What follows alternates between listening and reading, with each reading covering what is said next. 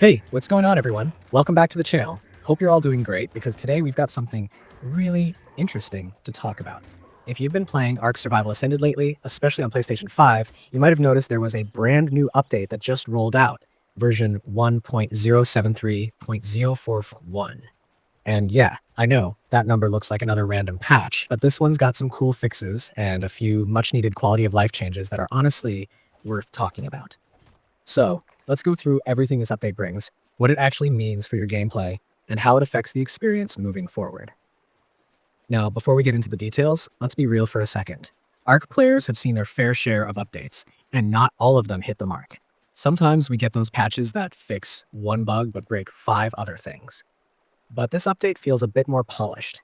It's not a massive overhaul or expansion, but it cleans up a lot of the small annoyances that have been around for a while.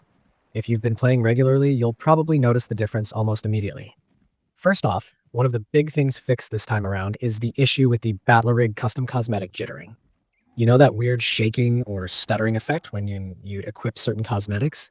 It was one of those small things that didn't break the game, but man, it made your character look awkward. That's been smoothed out now, and it finally feels stable. So for those who like to actually show off their style or rock custom skins without looking like their armor's possessed, this one's for you.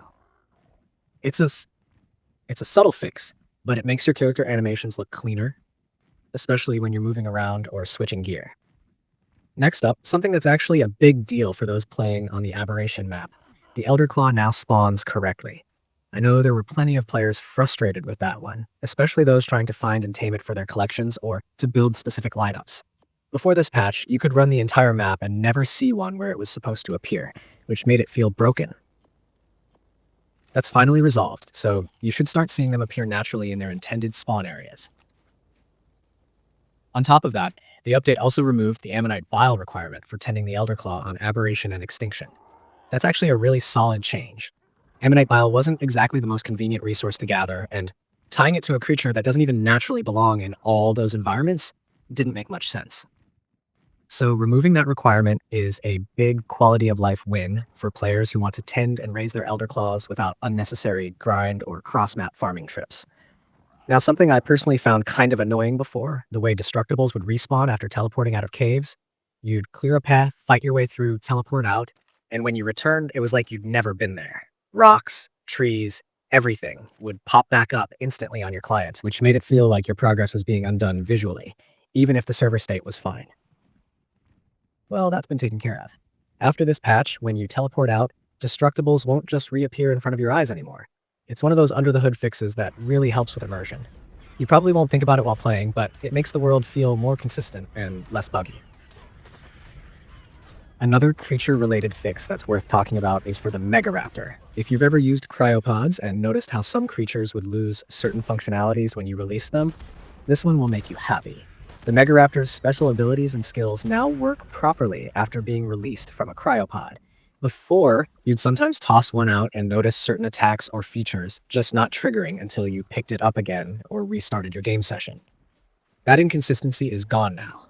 It makes cryopods much more reliable for managing your creatures, especially those you take into boss fights, raids, or exploration runs.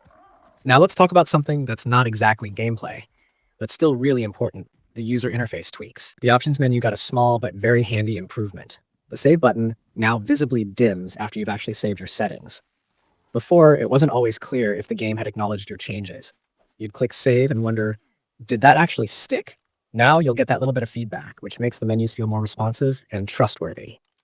It's a small change, but one of those that improves the player experience in subtle ways.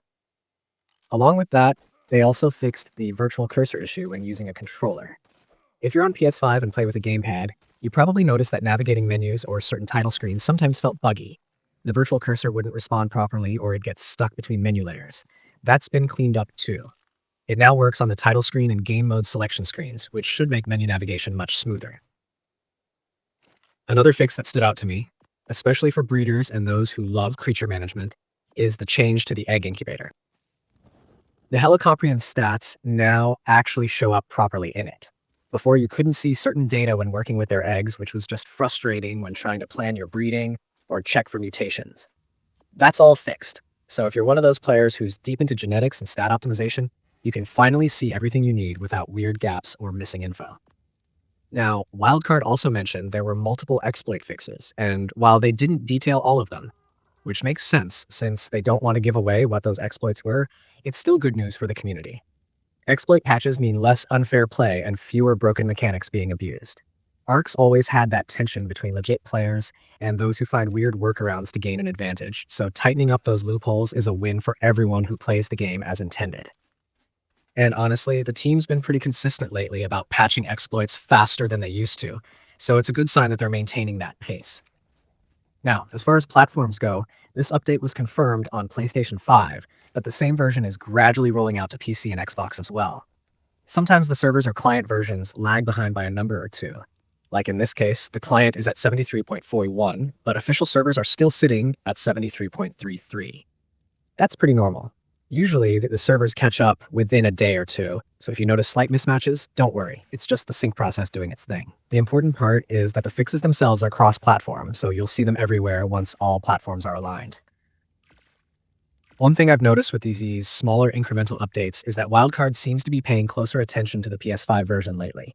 Performance-wise, it's been steadily improving over the last few patches. The frame rate's smoother, fewer crashes, and the load times don't feel as sluggish as they did at launch. It's not perfect yet, but it's headed in the right direction. And that's something worth appreciating because early on, a lot of console players felt like the game was optimized primarily for PC and just ported over to console as an afterthought. Now it's starting to feel like they're actually treating all platforms equally, which is great for the long-term health of the game. Let's be honest though, a lot of players are probably waiting for the next big content drop rather than just bug fixes. And I get it. These maintenance updates are necessary, but they don't always bring new things to explore or build excitement around. However, the fact that this patch addressed some pretty old issues and refined the experience shows that Wildcard is laying groundwork. Usually, when the game gets a wave of stability patches like this, it's because something new is on the horizon. They want the base game to feel solid before adding more moving parts. So if we follow their usual pattern, there's a good chance we might see new content or events coming fairly soon after this cycle of fixes. Also, I want to touch on the overall feel of the game after this update. It just feels smoother, less glitchy, and a bit more stable in general. Creature animations load better, transitions between environments feel snappier, and I've noticed fewer weird frame drops in spots that used to stutter constantly, especially on Aberration.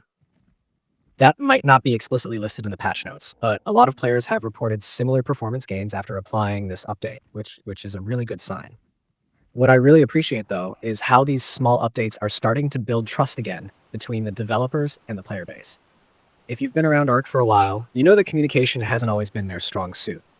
Sometimes we'd get vague patch notes or no clarity on when issues would be fixed. Lately, though, each update comes with clear explanations and faster follow-ups, and this latest one continues that trend.